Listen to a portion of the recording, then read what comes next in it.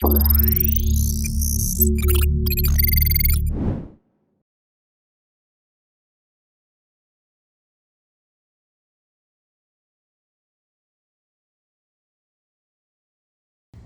everyone, and this is Mary from the law offices of Mary Kennedy, and this is a small update about the recent immigration that's happening. How is the processing of 485 approvals recently? The 485 approvals are good, happening good, and even we saw a recent RFE that has been addressed, and within a week it got approved, and even the other RFEs. When it's related to the medical or anything after the submission, we are just getting the approvals. Even the regular processing without an RFEs are much faster without an interviews. The same trend that's happening as well. August Visa Bulletin was a disappointment for the EB2 category. Do you see or predict any regressive movements for the September Bulletin? Not really. Yes, that was a disappointment when it came to the August bulletin. There was not much of a moment that happened, nothing, no moments at all. But however, even in the September bulletin, we are predicting, it's just a prediction again to instate on that. It's going to be not much of a moment and it's going to be closer to probably September 2011. That will be the moment of the EB3, EB2 category. And one of the reasons it's not official but said was there was the downgrade cases are still not, the data is not entered into the USCIS system, so still they are kind of not related to all the downgrades that happened in October from the EB2 to EB3 was not documented properly. So that was one of the reason as well has been said. There was not much of a movement of the EB2. We have to wait and see how things are going to be. How about the EB3 movement for the September Bulletin? So the EB3, as confirmed by Charlie, it's going to be more towards the January of 2014. That's what it's going to be. Can you speak on the downgrade from EB2 to EB3? So still for people who are in the EB2 and not yet done the downgrades for probably till at least till January 2014, it's better that you at least have the preparatory work done if your employer is willing to do that. And as we are seeing, not many of the Indian employers are willing to do downgraded. But definitely, if you have an option, I would definitely recommend you doing it. The reason is it's going to be filed as a new filing, so you can retain the EB2 as well as have the EB3 downgraded as well, so that you can utilize this aggressive movement of the EB3. Are the consulates open? The consulates have started, except for India. All the other country worldwide consulates are open, and so again, it's going to be that the processing of the family base have started moving, and so probably this movement of the visa numbers and the employment base are not going to be happening, at least with the start of the 2022 after March or sometime. That's the prediction that's happening because of the movement that has been carried on by the worldwide towards the family-based visa categories. Can you speak on the wastage of visa numbers?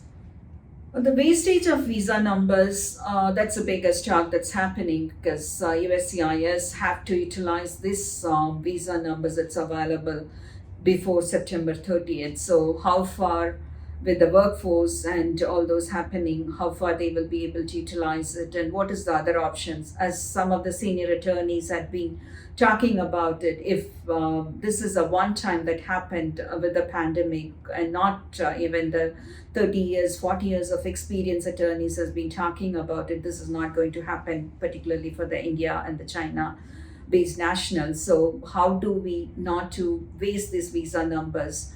Can they, USCIS, approve these visa numbers to the people who are on the final action dates current and then later on process their paperworks? That's not going to be an easy solution, and this is a suggestion. Please do not spread that it's going to happen.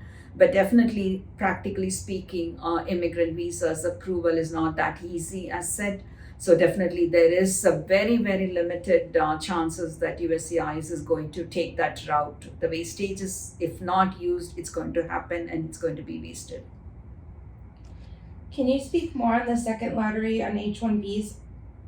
So the second lottery, as expected, it was expected in the first week of August, as it happened last year.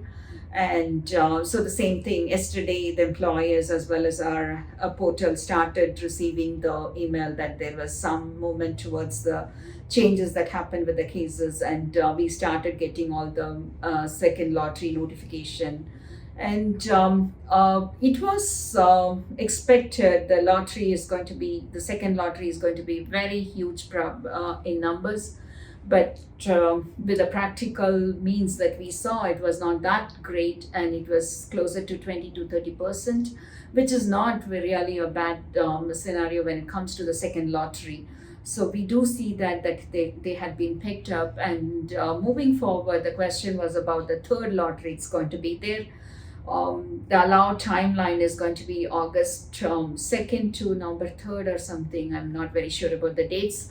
But the third lottery as well is expected, because if there is going to be the still USCIS with their data and everything, with the registration, which is helping them with the electronic registrations, there is an expectation of a third lottery, but it will be very minimum. It's not going to be too high. It's going to be 10% or 5% of the leftover numbers that has not been filed on the H-1Bs. Do you have anything to say on the F1 to H-1B change of status? Yes, we see a lot of approvals that's coming up for the filing that happened in the month of April to June, and then the processing are all going on faster pace like last year as well. And so when it comes to RFEs and everything, the trend is going on, but still with the no client letter that can be requested with the 97 memo of the 2020.